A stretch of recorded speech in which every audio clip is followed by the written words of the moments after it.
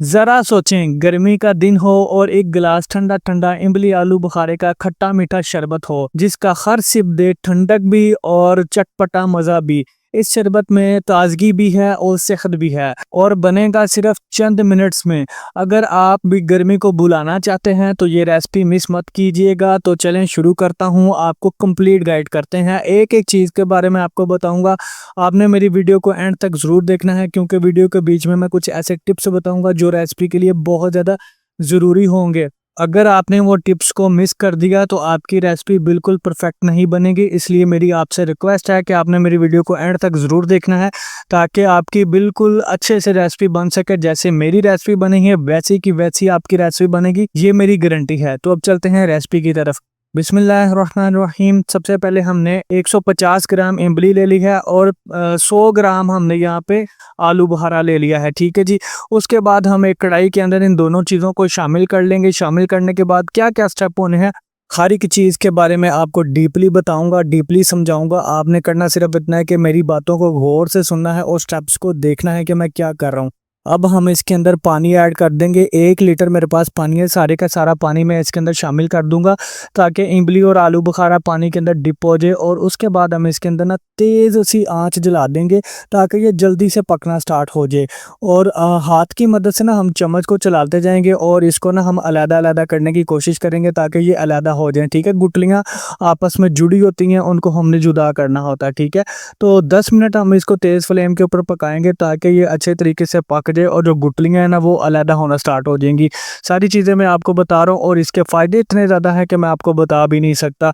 ये शरबत गर्मी के लिए बहुत ज़्यादा मुफीद है, आपकी बॉडी को कूल करता है। इमली आलू बुखारे का जो शरबत होता है ना वो आपके खाने को हज़म करने में भी मदद देता है। खट्टा मीठा टेस्ट हर वक़्त फ्रेश फ्रेश सा आपको फ़ील करवाता है। तो आपने लाज़मी तौर पे ये रेसिपी घर में बनाने की ट्राई करनी है। और यकीन माने, बच्चे जब दोपहर के टाइम पे स्कूल से घर आते हैं ना, तो आपने ये शरबत अगर बना के रखा होगा ना तो 10 मिनट में आपने उनको बनाकर ये शरबत पिला देना और ऐसे होगा कि जैसे गर्मी है ही नहीं। ठीक है, इतना अच्छा है, इतना ज़्यादा मुफीद है।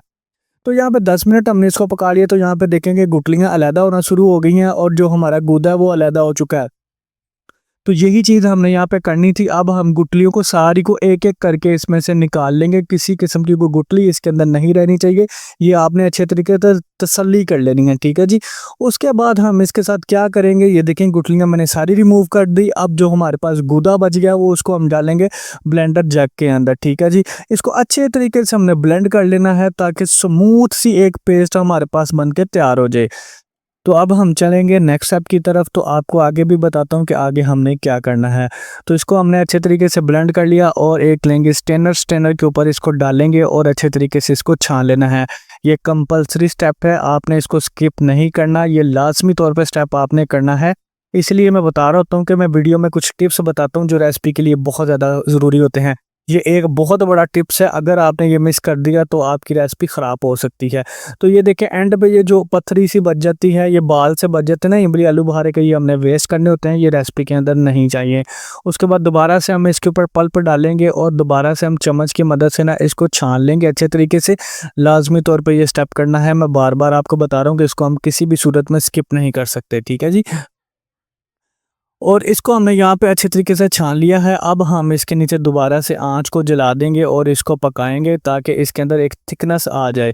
तो इसको अब मज़ीद 5 मिनट पकाने की ज़रूरत होगी। थोड़ा सा गर्म हो गया है। अब हम इसके अंदर ना 2 कप चीनी के शामिल कर लेंगे। चीनी यहाँ पे अगर आप थोड़ी सी ज़्यादा शामिल करना चाहें तो आप कर सकते हैं, इसमें किसी किस्म का कोई मसला नहीं है। ठीक है, तो 2 कप मैंने चीनी ऐड कर लिए। अच्छे तरीके से इसको हल कर लेंगे इसके अंदर और हम इसको पकाएंगे 2 से 3 मिनट मज़ीद ताकि जो चीनी हमने इसके अंदर शामिल किया है ना वो हल हो जाए। तो एक स्मूथ सी यहाँ पे ना हमने शरबत बनाना है, इसलिए हम इसको अच्छे तरीके से पकाएंगे। तो मैं आपको एक बार बताता हूँ, जब भी हम कुकिंग कर रहे होते हैं ना तो कुकिंग करते हुए जज्बाती ना हुआ करें, जल्दबाजी ना किया करें।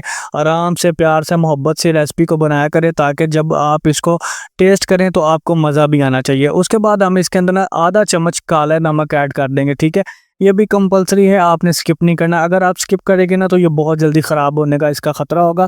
अगर आप नमक ऐड कर देंगे ना तो आप इसको 1 वीक के लिए स्टोर करके रख सकते हैं। आपने करना सिर्फ़ वो इतना होगा कि आपने एयर टाइट बॉक्स के अंदर या किसी बोतल के अंदर डाल के फ्रिज में इसको रख लेना है। जैसे ही आपका दिल करे शरबत पीने को, आपने ये शरबत बाहर निकालना है, थोड़ा-सा शरबत ये वाला ऐड करना है, पानी ऐड करना होगा और आपका शरबत बन के तैयार हो जाएगा। तो यहाँ पे इसकी थिकनेस देख लें कितनी ज़बरदस्त थिकनेस इसकी हो गई है। हमने आँच को यहाँ पे बंद कर दिया है और इसको अच्छे तरीके से ठंडा कर लेंगे। तकरीबन 10-15 मिनट के लिए इसको छोड़ देंगे ताकि अच्छे तरीके से ये ठंडा हो जाए। उसके बाद मैं आपको सर्व करके भी दिखा देता हूँ कि कितना ज़बरदस्त ये हमारा शरबत बन के तैयार हुआ है। इसकी लुक कितनी ज़बरदस्त आई है, सारा कुछ आपको बता दिया है मैंने। अगर आपको मेरी वीडियो पसंद आई है तो मेरी वीडियो को लाइक और मेरे चैनल को सब्सक्राइब ज़रूर कर दीजिएगा। अब यहाँ पे हम इसके अंदर ना ठंडा पानी शामिल करेंगे। जितना ज़्यादा ठंडा पानी होगा ना उतना ही अच्छा लगेगा शरबत। आपने मेरी रेसिपी को लाज़मी तौर पे एक बार ट्राई करना है। और खूब सारी इसके अंदर बर्फ़ भी मैं डालूँगा। हालाँकि मैं ठंडा पानी मैंने ऐड किया है, बर्फ़ फिर भी मैं इसके अंदर डालूँगा क्योंकि ये इतनी ज़बरदस्त रेसिपी है कि ये जब आप पिएँगे तो आपका दिल करेगा हम पीते ही जाएँ इसको, ठीक है? और इससे ना गला बिल्कुल भी आपका ख़राब नहीं होगा। जितना मर्ज़ी ठंडा आप पी लें, ये मेरी गारंटी है, आपका गला ख़राब नहीं होगा, ठीक है जी?